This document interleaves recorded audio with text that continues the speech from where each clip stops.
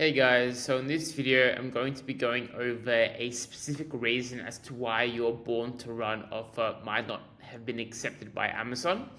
And so the team and we recently came across this, and basically what happened was the ASIN's product weight that was entered in Vendor Central was too great.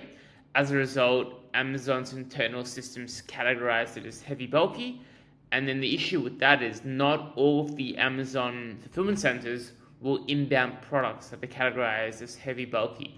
The product has to go to a specific Amazon fulfillment center that does deal with heavy bulky products.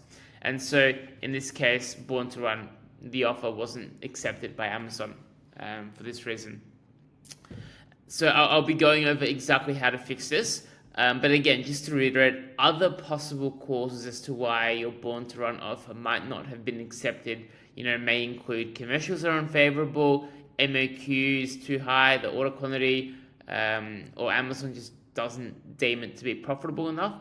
But this video specifically, I'm going to address the product weight of the product as being too heavy. And so what you want to do is you want to check with your vendor manager if the fulfillment center that you're delivering to, if they have any capacity constraints, if they won't accept, very heavy items, it is likely that they will have a capacity constraint. And so if your product is above that weight limit, the Born to Run process will not work. And then in terms of actually fixing this in Vendor Central, so there's two attributes that you need to fix. And again, you do this in Vendor Central under the respective ASIN. The first one is this item weight field here. So again, you want to check this, make sure it's correct.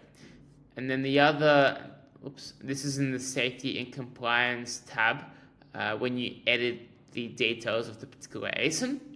And then the other is in the Shipping tab. It is the package weight.